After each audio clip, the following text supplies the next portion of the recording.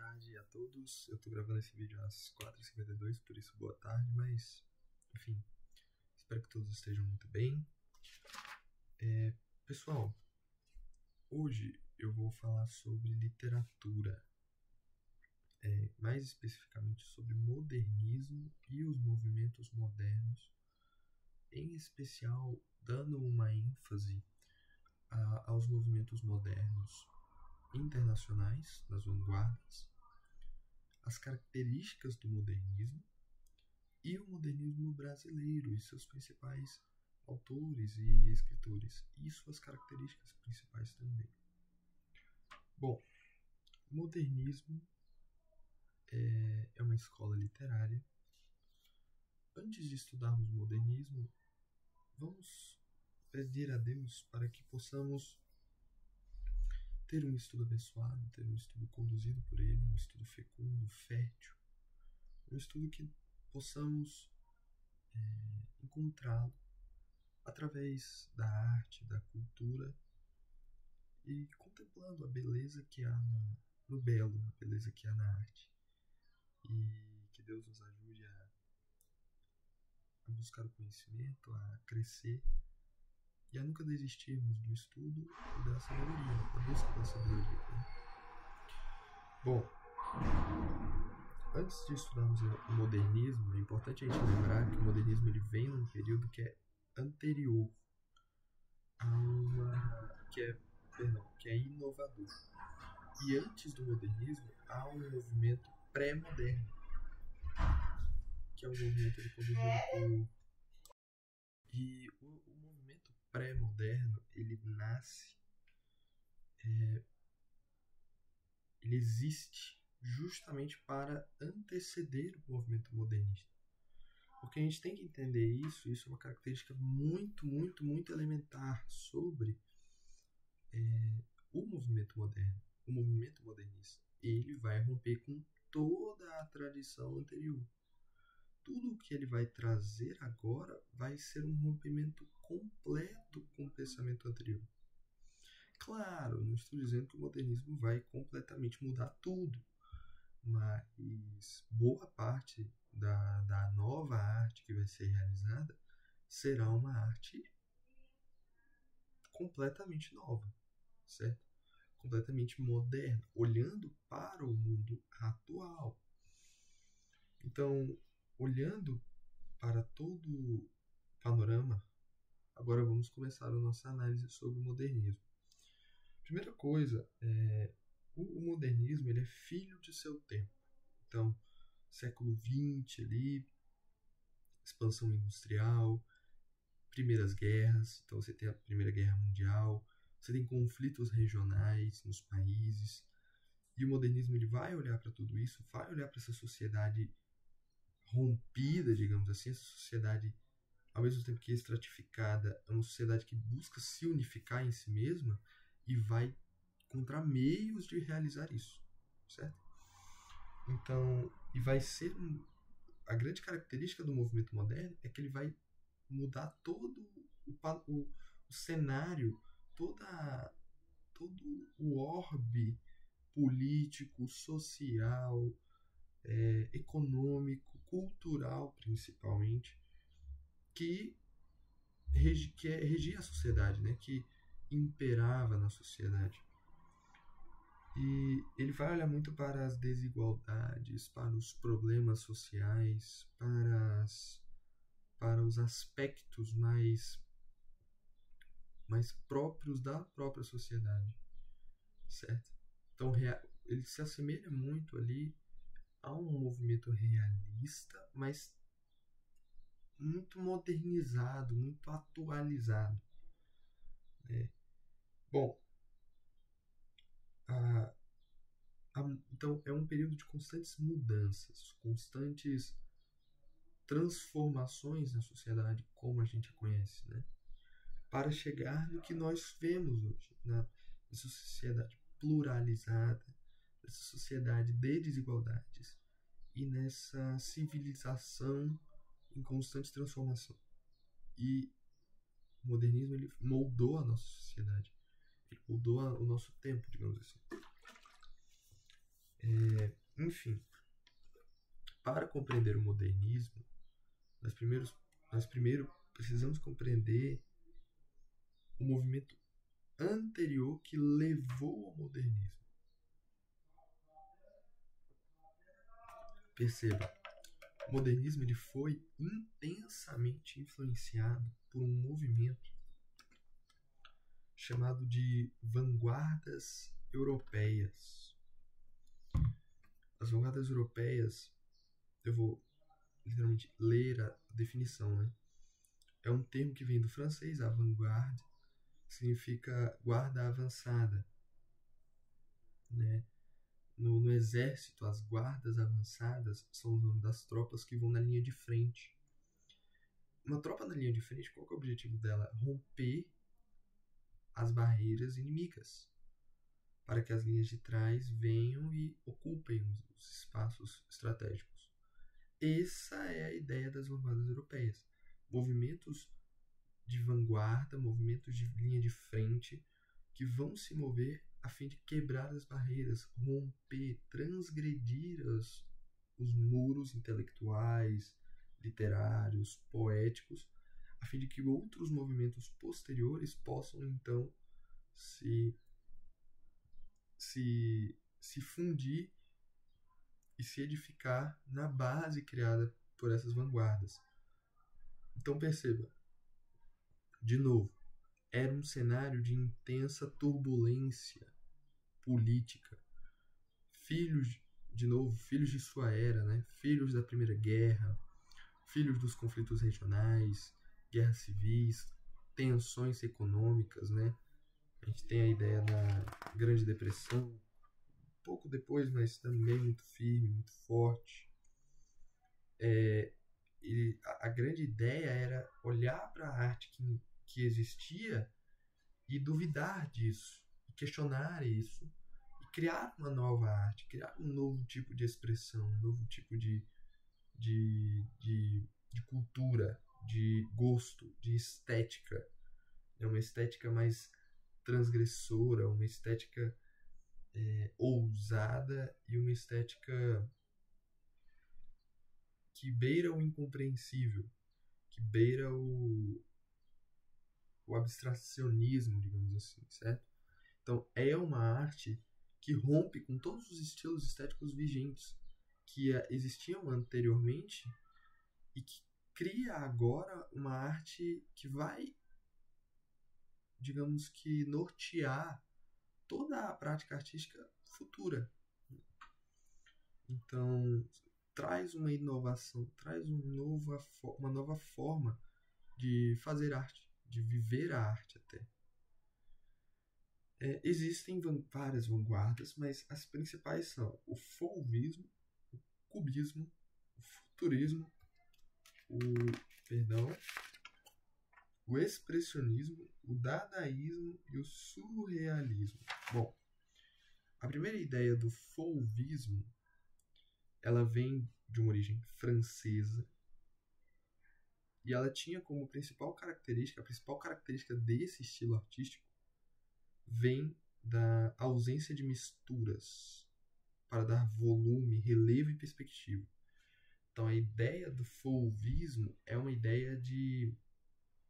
e ela é, pelo menos em ordem cronológica do livro, ela vem primeiro.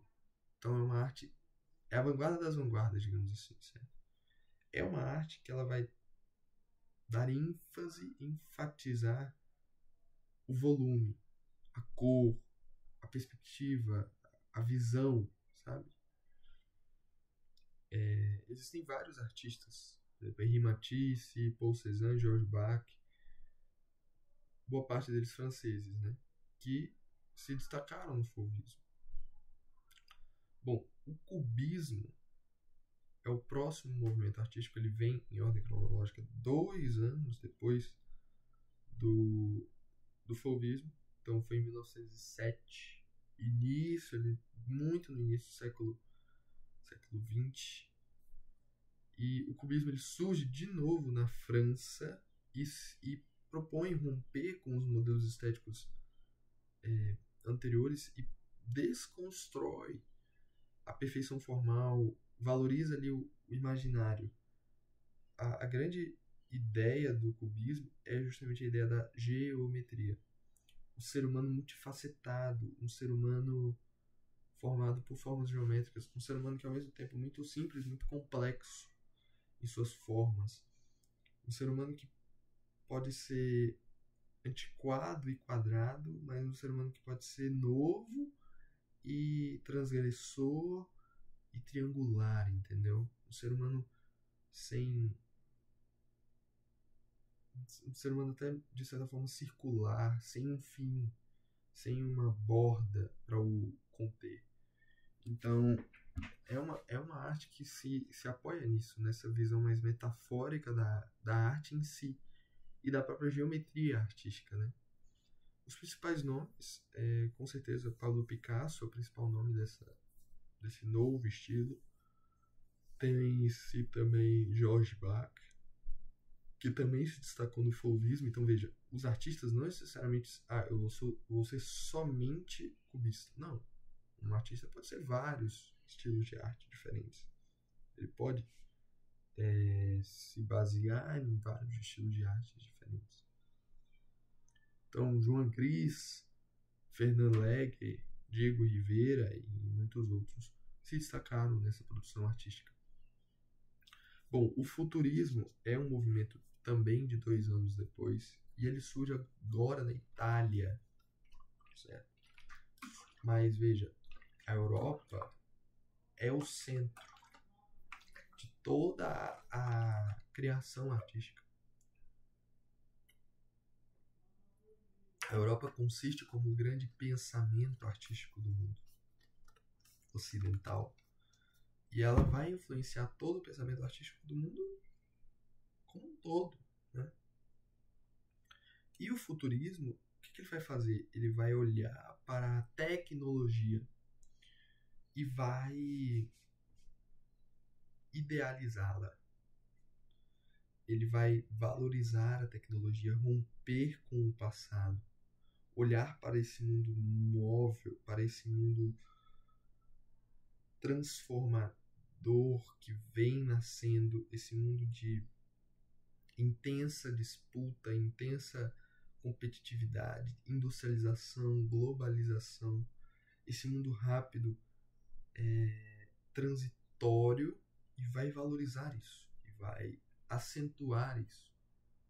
Então é uma arte muito, diria até um estilo de cinema, porque o cinema também entra, né? Quando a gente olha para o cinema, por exemplo, a gente percebe um cinema muito preocupado com a velocidade das coisas e com a tecnologia. Então, 2 obras que eu acho que são plenamente futuristas em certos aspectos é, por exemplo, Metrópolis, de Fritz Lang.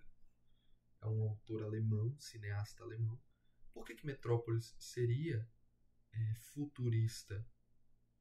Justamente, é uma obra que trata de um mundo distópico, um mundo dividido entre classes, né?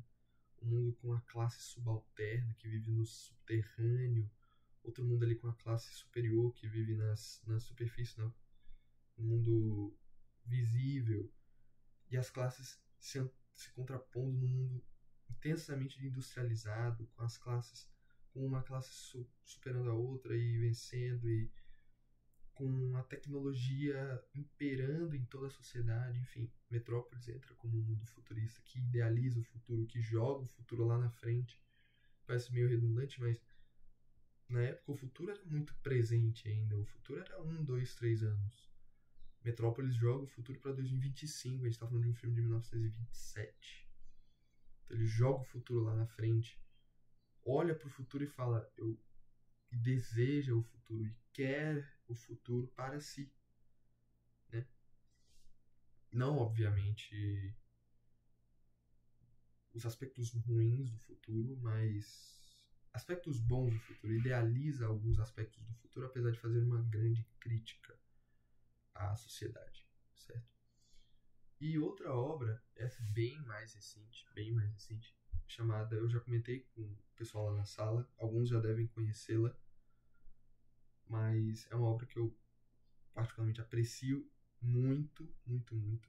Na verdade, são duas obras, né? A primeira é Blade Runner, gosto muito.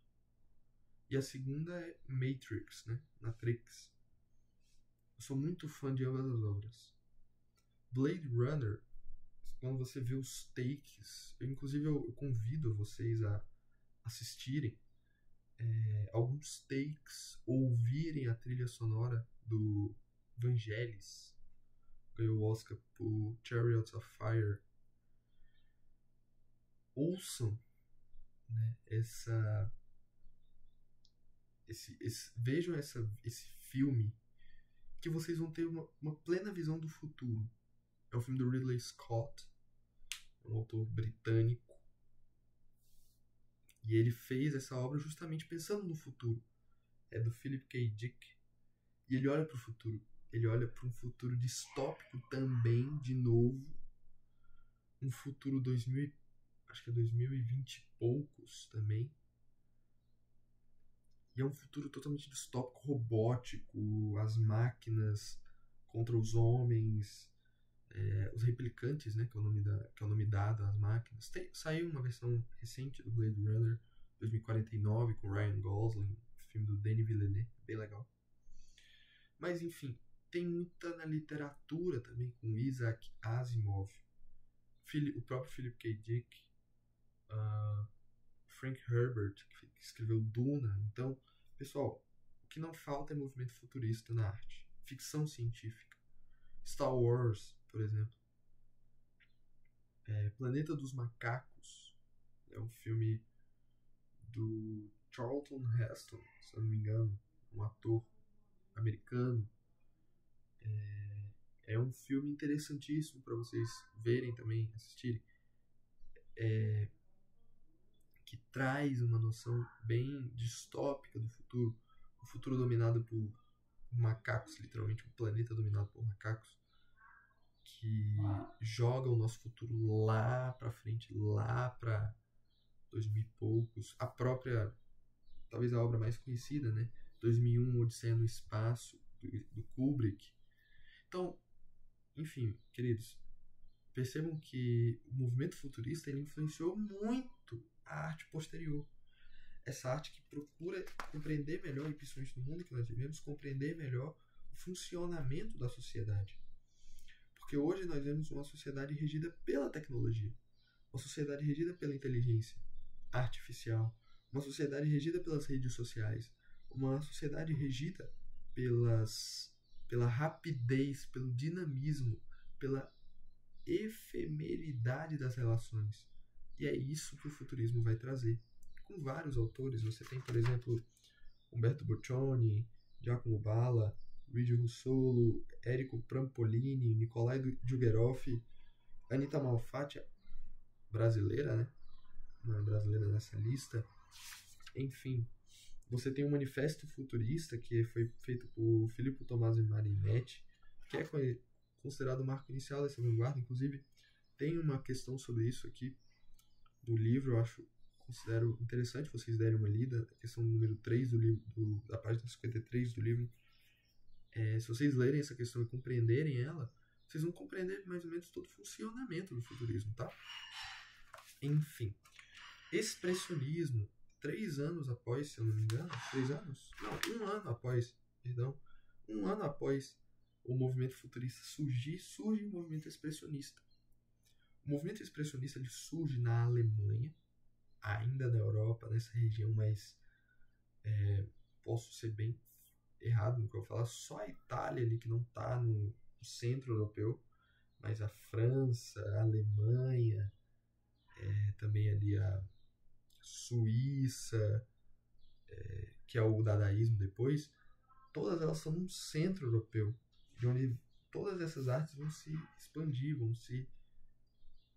usar essa palavra, né, capilarizar, distribuir, vou usar essa palavra porque eu errei uma questão do Enem por causa disso, fiquei bem.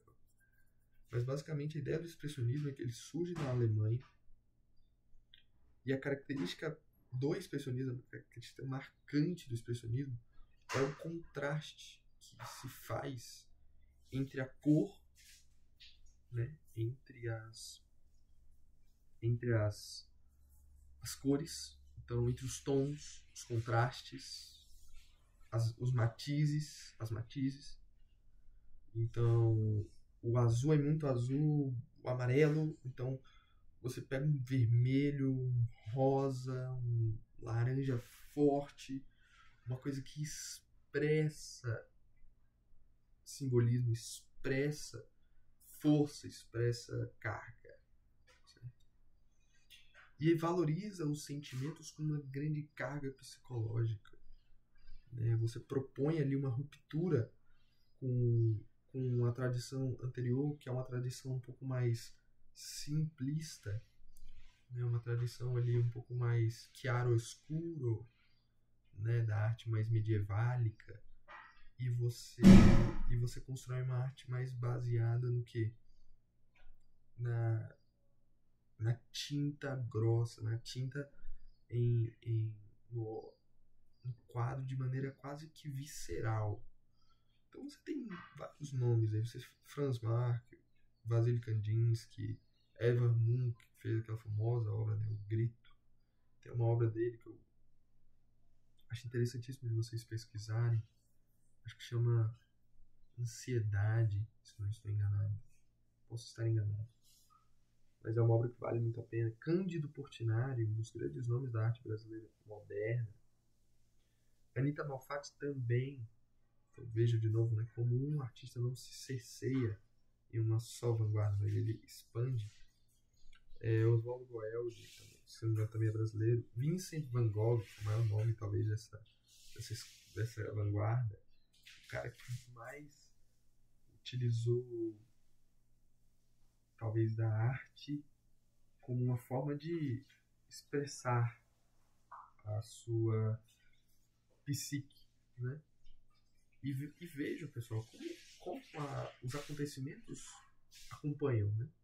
Você tem, por exemplo, o psicanálise do Freud, é um acontecimento importante para a difusão do expressionismo. Essa psicanálise freudiana vai construir todo um pensamento acerca da psique humana. Então, na música, para quem já me conhece há um tempo, sabe que eu sou muito fã de Chopin, por exemplo. E Chopin está aqui nesse meio. As Noturnas de Chopin, que é, para mim, é a maior obra de arte da história da música, pelo menos, pelo pouco de música que eu conheço, eu amo as obras de Chopin. E se você lê as Noturnas de Chopin, você vai perceber uma intensa carga emocional ali, né? Uma coisa que mexe até com você de certa forma. Então o expressionismo ele vai trazer isso. Tem outros artistas também, eu indico a vocês lerem, ouvirem. Então, por exemplo, tem Brahms, tem vários artistas. Agora eu não vou pegar de cabeça, mas tem inúmeros artistas. Tem Rachmaninoff, se não me engano, que eu não me recordo se ele é do movimento expressionista. O próprio Chopin não é expressionista, mas ele traz a arte como uma forma de expressão mesmo, muito real do seu coração. Então eu percebo que a arte aqui ela está intrínseca com os movimentos, gente. É isso que eu estou querendo mostrar para vocês. Eu reforço isso. Filosofia, história, literatura, tudo isso, pessoal, não é uma coisa separada uma da outra. As ciências se interligam da mesma forma que um circuito de ondas eletromagnéticas na física se relacionam com um circuito químico, da mesma forma que um cálculo matemático se relaciona a um conceito físico, da mesma forma que nas ciências humanas o expressionismo vai acompanhar a sua era, vai acompanhar as transformações de sua era. Né? Bom, dadaísmo ele também é conhecido como Dada, mas o dadaísmo por conta dos movimentos também, expressionismo, enfim. E aí ficou o dadaísmo, né? Zurique, Suíça, é o ponto de início do dadaísmo. E uma coisa interessante sobre o dadaísmo é que ele vai trazer, talvez por uma das primeiras vezes, o dadaísmo vai acentuar de maneira quase que intrínseca os ideais marxistas, que são ideais sociológicos, né? Ideais filosóficos. Então, por exemplo, a ideia de que a arte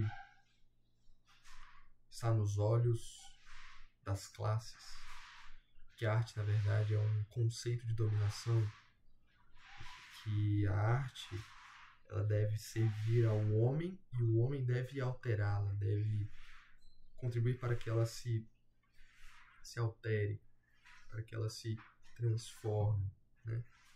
Então, por exemplo, você tem o lema do dadaísmo é a destruição é uma criação. Isso é um conceito marxista, né? Destruição de classes para a construção de um novo mundo. A revolução, a ideia do novo, sempre novo, novo, novo. Você nunca se prende ao passado, mas você sempre olha para o novo, para o futuro. Você tinha ideias, ele foi considerado o precursor, o arquifundador, digamos assim, apesar de ser meio redundante, mas fundador principal dos princípios, por exemplo, surrealistas. Por quê? Porque ele apresentava um caráter ilógico até. Uma coisa anarquista, de mudança completa, de revolução completa, de transformação completa. Até nihilista, né, vinda ali da base de Nietzsche. Então, uma base filosófica que abarca concepções mais pessimistas, coisas mais negativistas, antirracionalista, que a arte deve servir ao radicalismo, não de maneira na letra fria do dicionário, digamos assim, mas a um radicalismo de mudança completa, sabe? De transformação. E você tem vários artistas, né? Marcel Duchamp, Hans Arp, Francis Picabia, Max Ernst, Hugo Ball, Sophie Tobé e até poetas, né? Tristan Tzara e muitos outros. Então, essa obra vai se manter intrínseca ao seu tempo. Lembra lá, 1916, plena Primeira Guerra Mundial, um mundo que olha para a guerra e fala ilógica. Não há sentido prático, não há sentido lógico, não há sentido racional. Dadaísmo, né?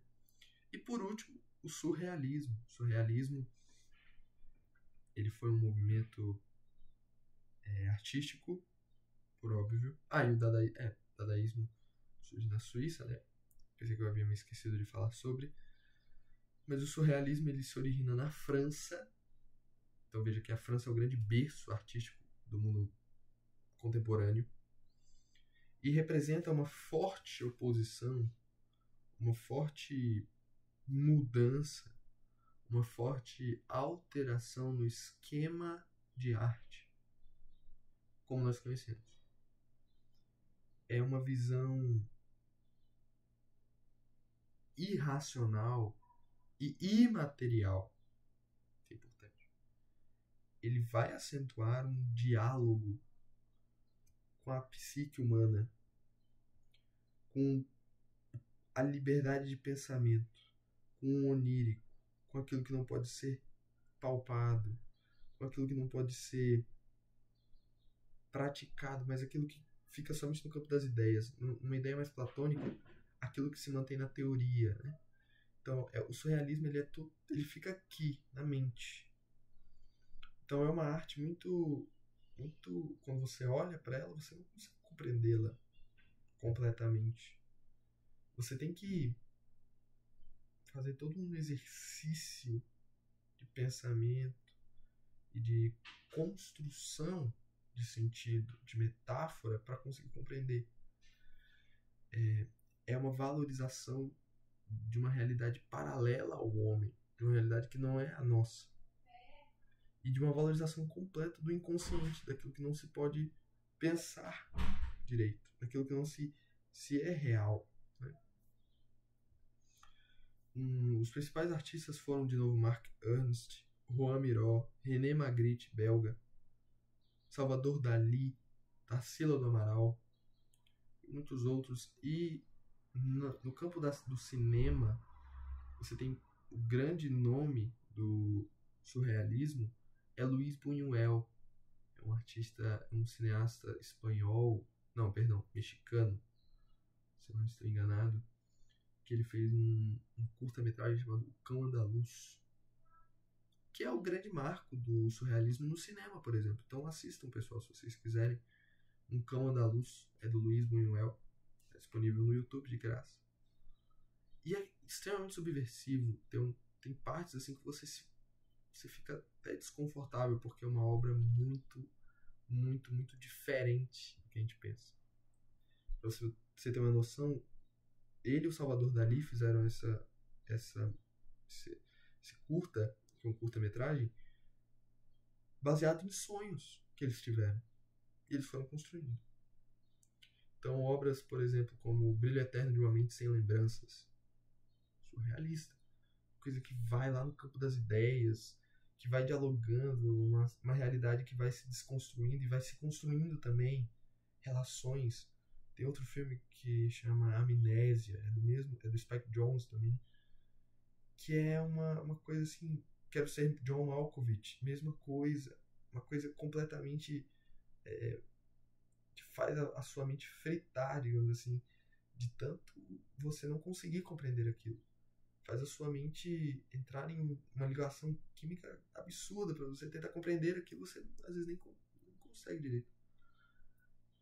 Então todas essas obras que apelam para um lado mais onírico, apelam para um lado mais da psique, um lado mais psicológico, um lado mais distante até de uma realidade, próximo de uma idealização, e uma idealização subversiva, surrealismo. Enfim, pessoal, essa foi a primeira aula. Sei que ficou bem grande e peço perdão, mas essa foi a primeira aula do